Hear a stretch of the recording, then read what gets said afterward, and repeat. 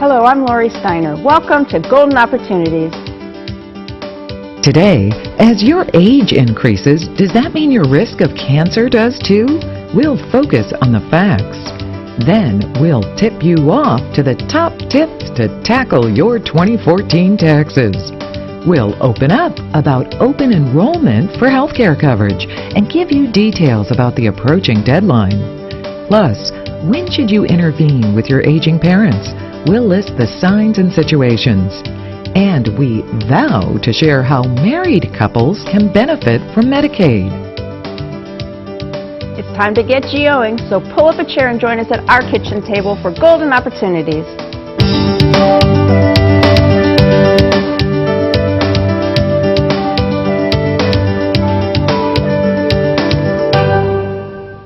There are a lot of benefits to getting older. For example, more time to enjoy family and friends, develop hobbies and interests, and do what you want to do. But with age also comes challenges. Dr. Joanna Burrell is here today to make us aware of one particular challenge, the attempt to overcome the risk of cancer as you age. Dr. Burrell is the Associate Cancer Center Director for Clinical Research at MetroHealth. Welcome to the show. Thank you. So, how does aging actually affect your cancer risk? Actually, aging is the strongest risk factor for developing cancer. And as we get older, our cells don't function as well. They're supposed to divide and share DNA with the next cell. And as that happens, as that process happens, they lose their ability to divide, and the DNA gets abnormal and damaged. Ooh, mutations and things like that. Mutations is the right word. And once there are too many mutations, you can start to develop uncontrolled growth, and a mass will develop, and hence cancer will develop. So that's the cancer part. Now that's internally to our bodies. So are there also external factors that can affect our cancer risk in aging? Environmental factors are also very important. So there are problems such as tobacco, any type of use of tobacco, alcohol, some viruses, exposure to the sun can directly damage the DNA in the cells and cause mutations. And then there'll be that abnormal growth of mutations that are out of control. And the more you're aging, the more you're exposed to all of these things. Absolutely, it is a cumulative effect. Oh man. So if we do develop cancer at an older age, there are other factors too that come into determining the treatment, right? There certainly are, and there's three main types of treatment for cancer care. So there's surgery, radiation therapy, and drug therapy or chemotherapy. The older we get, the more other conditions we have. So people develop diabetes, hypertension, heart disease. That weakens the body. So when you're trying to get these treatments for cancer therapy, your body may not be strong enough to recover from them. Also, it's important to be very mobile and active when you're undergoing therapy for cancer. And when we become older, we lose our muscle mass, we have more fat, we have arthritis. It's harder to be active and take care of ourselves. And that's extremely important in receiving treatment for cancer. And all of these impacts, all of these changes in our body impact the ability for us to handle and live through the chemotherapy and other treatments, right? That's exactly right. And sometimes the risk of getting sicker from the chemotherapy and other treatments outweigh the benefit that might happen. Ooh, so that's a hard decision to be making. It's a very hard decision, and people do have to face that frequently. Okay, so, but I have heard that there's a lot of advances in the treatments, and it's not so harsh anymore. Well, for instance, there's newer anti-nausea medications. So whereas nausea and vomiting was a huge problem in the past, the majority of patients may not have trouble with that. And also there's newer therapies, immunotherapies that are affecting the immune system. There's now chemotherapy that comes in tablets that you take orally. And those still have side effects, but it's a whole different range of side effects. And many of those can be better managed. Okay, well that's helpful to know. So, but what's the best way to lower our age? Even though we're going to lower our risk of cancer as we age. We can't stop the aging, but what can we do? So certainly the healthy lifestyle. So maintaining a good weight, being active, not stopping, or not smoking or stopping smoking, not drinking, staying out of the sun, will decrease our risk of getting cancer. Also excellent information to know. So now we do know the risk of cancer increases with age. We can't change the fact we're getting older, but we can challenge our cancer risk by leading a healthy, active lifestyle. That's the best preventative medicine we have available to us right now. My thanks to Dr. Burrell for sharing this ageless information and advice.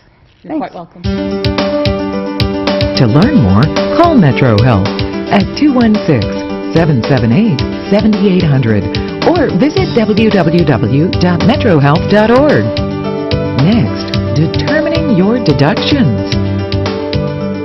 But first, according to the saying, if you see a penny, pick it up, and all the day you'll have good luck.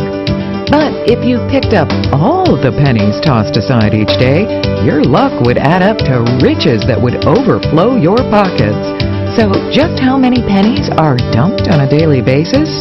We'll cash in on the answer when we return. Hilltop Village Apartments is retirement living at its best. Residents enjoy a wide variety of activities and living services with all large first-floor apartments, private screened-in patios with beautiful park views, daily dining room meals, free laundry facilities, 24-hour staff, and so much more. Enjoy safe, comfortable independence at a very affordable price. Call today for a tour and learn how you can get your first month's rent free. Hilltop Village Apartments, retirement living at its best.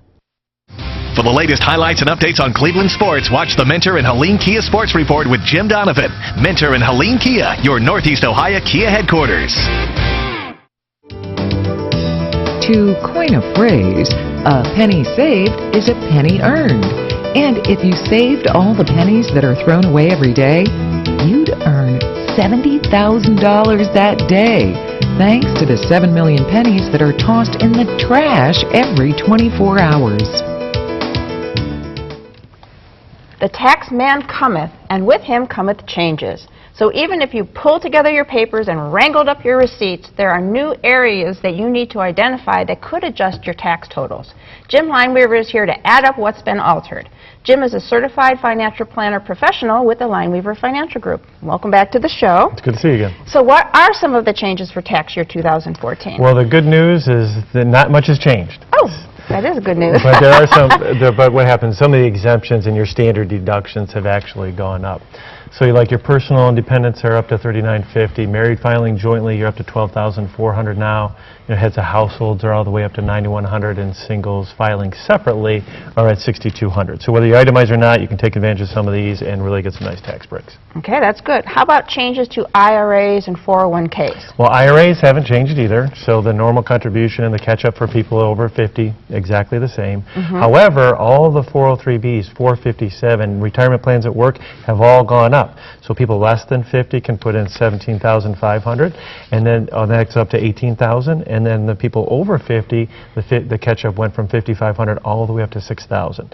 So those over 50 can put another $1,000 in, but it's all payroll deducted, so make sure you get that through your company's payroll. Oh, you got to make sure that they actually do that. So I'm assuming that no matter what your tax bracket, there are some strategies that everyone should be putting in place to help minimize income taxes, right? There is, yeah. And we all, sooner or later, run into some health problems. And if we're less than age 65, what happens is when you add up all those dental bills and prescriptions and everything, you have to exceed now 10% of your adjusted gross income. It used to be 7.5%, but now it's 10% to get that deduction. Now, for people age 65 and over, they're still at that 7.5%, and that's going to stay through 2016, so that's good news. That's helpful for those people, yeah. So how about your medical deductions only if you itemize, right? Well, what happens is that can carry you over that. So yeah, so you got to be careful. So once it hits that 7.5% or 10%, depending on your age, yes, you would then take that deduction.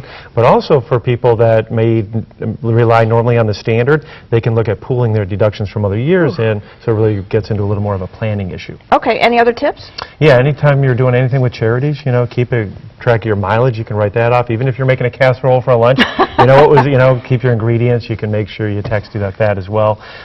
If you're mailing out things, keep track of your stamps and stuff. All that volunteer things anything you have to pay for is all tax deductible. And what you also want to do is keep track of my income, if you can manage that, so to speak, because those people that are in the 10 or 15% tax bracket, what ends up happening is you can still take advantage of the 0% capital gain tax and really try to avoid some unnecessary taxes if you plan correctly. Okay.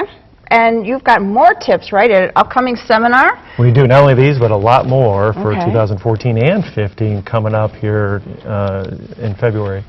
And what we're going to be doing is on Tuesday, February 17th at 1 p.m. and Thursday, February 19th at 6 p.m. And it's all free to your viewers. There's no cost to attend. Okay, you just got to call the office to make a reservation? You do. Is that it? All right. So it sounds like that's a great thing for our viewers to take advantage of.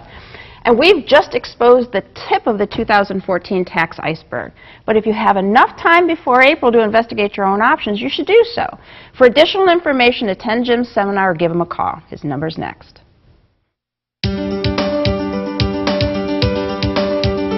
For more information, call the Lineweaver Financial Group at 1-888-313-4009 or click to www.lineweaver.net. Next, healthcare coverage. It's the law. Looking for places to go, things to do? Welcome to our community calendar. Here's the game plan. On February 21st at the Western Reserve Historical Society, descendants of legendary Browns players Marion Motley and Bill Willis will kick off a discussion about the impact these men had on professional sports and on African American civil rights. Then follow it up with a winning look at a special screening of the documentary Forgotten Four: The Integration of Pro Football. To score more information, call 216-721-5722 or log on to www.wrhs.org.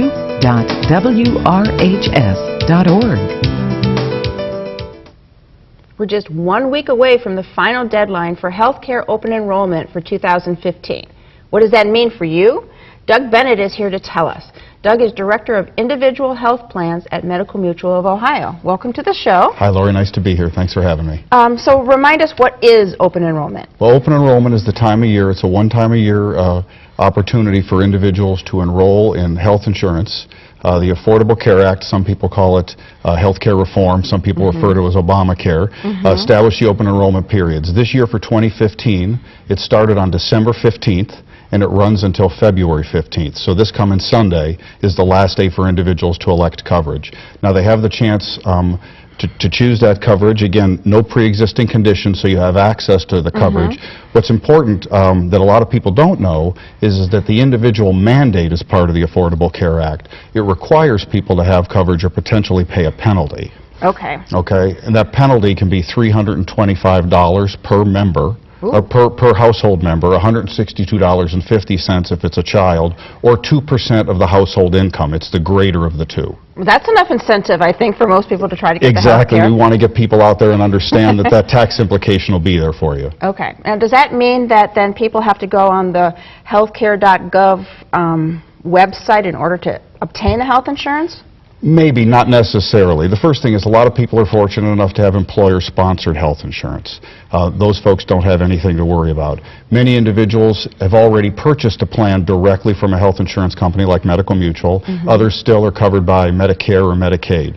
This health care reform deadline is for uninsured Americans. Those are the folks that need to get out there and make their choices and do that by the February 15th deadline. Okay, so the uninsured go on the marketplace, healthcare.gov. That's correct. That is one option for them, but it's not the only option. There's a lot of choices. There's a lot of information out there. So there's a lot of information that they need to know when they're making these choices, then it sounds like. You bet. So what things should the shoppers be looking for? Well, the first thing is that they should think about talking to an expert, right? You've got licensed independent insurance agents. That's one option. You can call insurance companies directly. For example, at Medical Mutual, we have people on staff able to answer your questions, talk through plans and pricing for you. They can even help you find out whether or not you qualify for subsidies. It's assistance to help pay for the premiums. They can enroll you from start to finish right then and there. Okay. Right? Some of the other important things to think about when you're picking out a plan, make sure you understand the benefits. Make sure you understand what the health insurance company is going to pay and what your responsibilities are to pay. And one of the key things to look at is the network. Understand what doctors and physicians are part of the network. Is your doctor or your hospital's part of the network, because you don't want any surprises at the last minute. Yeah, right. Now, if they do go to the website, is all that information that they need to look for there? Unfortunately, it's not always completely available, and that's again why we encourage people to ask these questions. We want you to go out, give us a call, give a trusted expert a call, and find out the information that you need. Okay, I know a lot of plans have changed what doctors you're allowed to see. You know, you may have to make a change in that. What's the stand for Medical Mutual? It's true. As part of healthcare reform, there were a number of insurance carriers that made a decision. They said they were going to, we call it narrowing of the network. And they've limited the number of hospitals, limited the number of physicians, and it's impacted people. They had to change doctors or they had less choice when they signed up. Medical Mutual made the decision. We continue to offer the same broad network to the customers that are enrolling through healthcare reform that we've always offered to our customers. We think you should be able to see the doctors you want when you seek the care you need. Right. That's a big value to people. So. Correct. All right. Need to run the numbers again? February 15th, that's next Sunday. That's the deadline for 2015 healthcare coverage. If you're one of the 32 million Americans without coverage, this is your last chance. Otherwise, be prepared for a penalty. And finally, a great number, 80 years. That's how long Medical Mutual has been helping people with healthcare coverage. To see if they can help you, give them a call. The number's next. Learn more about Medical Mutual of Ohio by visiting their website, www.medmutual.com/2015options, or call 1-866-488-3266. Next, caring for mom and dad to prevent a crisis. It's time to get up and go, an exercise minute on golden opportunities. Hello everybody, I'm Mike Carbon from Breakout Fitness, and we are here today to show you how to do a kneeling Superman. This is an excellent exercise, Lori, that's not only going to work the core, but also the lower back. You ready to go? I'm ready. Let's do it. All right, we're going to start this exercise on all fours. Here in the studio today, we have our exercise mats. You at home, go ahead and grab a spot on the floor. We're going to start with our hands about shoulder width apart. We also want our knees the same. Looking good. Now what we're going to do here is we're going to start with our right arm straight out in front, and we're simply going to try to get our left leg straight out behind us in the back here, okay? We're going to hold that for a 3 count, keep your balance, and then we're going to go ahead and we'll switch sides. So left arm straight out, right leg out, and we're going to hold it again for a 3 count. Okay, we're looking for 12 to 15 repetitions. How you feeling? Oh, out of balance. You got it. Keep your balance. All right, everybody. 12 to 15 repetitions, 2 to 3 times a week. And now it's your turn to get up and go. There you go. Perfect. All right. For your copy of the exercise booklet, send $1 for postage to Golden Opportunities, 6105 Parkland Boulevard, Suite 140, Mayfield Heights, Ohio, 44124. Mom and Dad have always been there for us, helping us every step of the way. But it's hard to face the fact that as they get older, they may need our help. So when should we step in? And when should we butt out? Bert Rawl is here with signs that it's time to intervene. Bert is the Director of Mental Health Services at the Benjamin Rose Institute on Aging. Welcome to the show. Thank you. It's great to be here. We're going to run through several situations that really scream out, stop, your parents need a lot of help right now. The first is that their driving has become dangerous. So how do we really watch for that if we're really not around all the time? Well, if you are around on a visit or something like that, the first thing to look for is the shape of the car. If you see dents, scrapes, bumps, those kinds of things, then that's your clue that you better ask more questions. Another thing is if you have neighbors or relatives who are in the area, to ask them how the person's been driving. If you're home on a visit, one of the best things to do is get in the car with them and take a ride and see how it goes. Ooh, that could be dangerous if they're not doing so well. So. Well, the worst part is many senior drivers start to drive a lot slower, and that becomes a danger not just to themselves, but people driving behind them and around them. That's true. So aside from driving, the next situation is the house. And the house becomes no longer safe. So what are we looking for? Well, there's a couple of areas that need to be covered. The most danger to people, seniors, is falls. Often lead to a lot more problems, so you want to eliminate clutter, throw rugs, slippery floors, those kinds of things. But you also have to look for other sources of problems like fire. So multiple extension cords in the same outlet, risky wires, those kinds of things. Also, the furnace needs to have an annual inspection because of possible carbon monoxide, particularly in northeastern winters. It's used a lot, Yes. yeah. How about the food?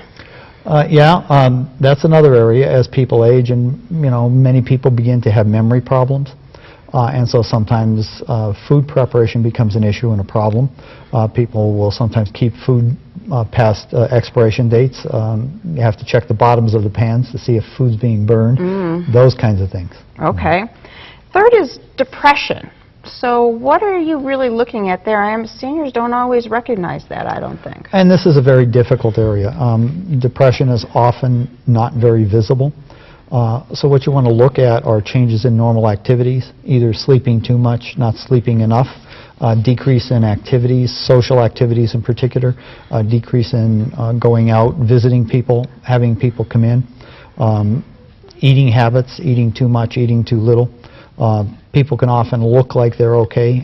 You have to ask them sometimes, and particularly this age group, they're not up to admitting that they have a problem to begin with. Okay. So if you think there's a depression problem going on, where do you start with that piece? Right to your doctor. That would be the first place for a good screening. Okay. And to make sure that there's not a medical problems contributing or causing the depression. Okay, yeah, because you never know. There could be some underlying condition. Many medications have side effects that interfere with normal functioning. Oh, okay. So probably really, really important they're not taking their medications. Yes. You talked about side effects, but it could be just as bad if they're not taking them or they're taking them incorrectly. Yes.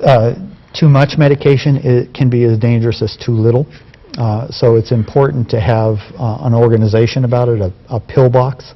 One of the best ways is to ask the person if they can identify the medications and what they're for in terms of their color, their size, and when they're taken.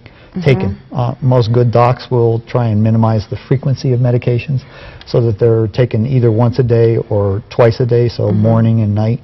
So you have a routine that's easy to follow. Yes, but pill boxes still help, and knowing what they should be taking is very, very important. Okay. Gosh, good information. Just like your well-being has been your parents' concern all of their lives, now their well-being may very well depend upon you. Look for the signs Bert has listed and be ready to step in with love and caring. And for more help, use the information that's coming up next. Find out more by calling the Benjamin Rose Institute on Aging at 216-791-8000 or log on to www.benrose.org. Next, marriage and Medicaid. Here, we're improving the health of our community. Here, a student sees a doctor without ever leaving school.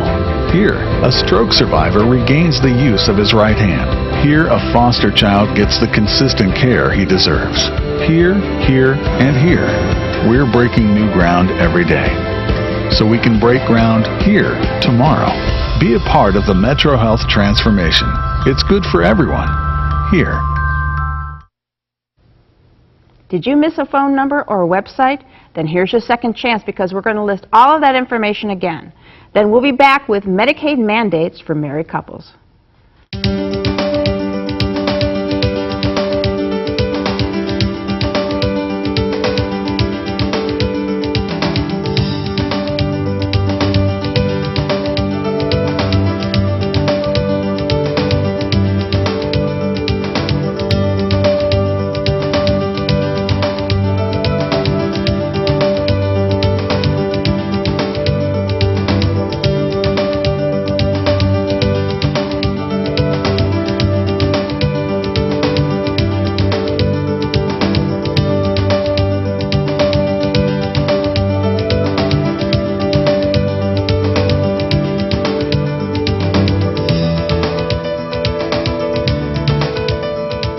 Your parents' worst nightmare.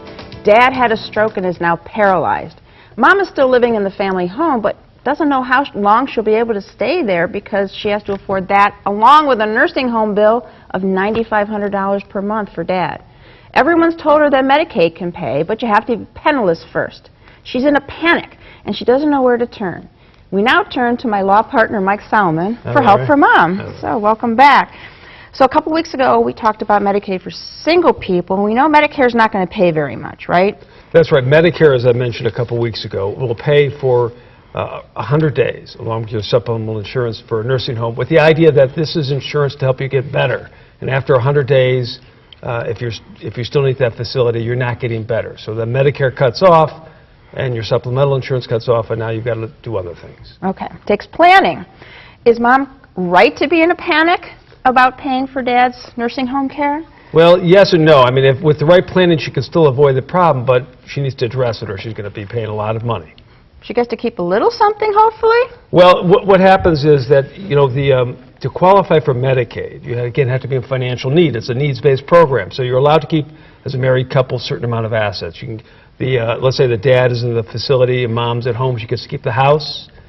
She gets to prepay for a couple of funerals, a couple of funeral plots, you know, that sort of stuff, the car. And also she gets to keep one half of her assets up to $119,220. Now, you know, that is determined to be enough for her to live on, plus, you know, presumably she's getting Social Security, and she gets to keep, in some situation, some of her husband's income. So the idea is not to make her destitute, but not to let her keep all the assets she's built up over the years. So not a complete panic, but what about the excess assets? Does everything have to be spent on the nursing home first? Well, that's basically, if she does no planning, that's what's going to happen. The nursing homes are going to like it, and Medicaid's going to like it. Nursing homes are going to like it because private pay is a higher rate many times than Medicaid pay. So they would rather have you use your private assets, and Medicaid, the government would rather have you spend your own money than spend the government money. So you need to do planning. Like all planning should be done in advance. Then you could save more. But again, as I mentioned a couple weeks ago, even if it's too late, you're in the facility already, doesn't mean you can't do some planning. So you need to meet with someone who does this, you know, a certified elder law attorney who knows how to handle all these complicated rules. Okay, good info. And even at the last minute, there is Medicaid eligibility planning available for a married couple to protect some of the assets. But you need good legal advice from an elder law attorney. For more information, give Mike a call. Call Solomon, Steiner, and Peck at 1-888-236-5173 for more information or to schedule a speaker for your organization. Or log on to www.ssnplaw.com. Thanks for joining us. Until we see you again next week, please make the most of your golden opportunities.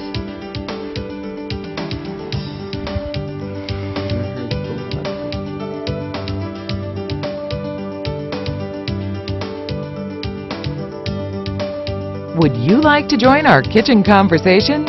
All you have to do is call toll-free 1-877-765-1543 and leave us your question, name, and phone number. Or log on to www.golden.tv for all the latest information and show updates.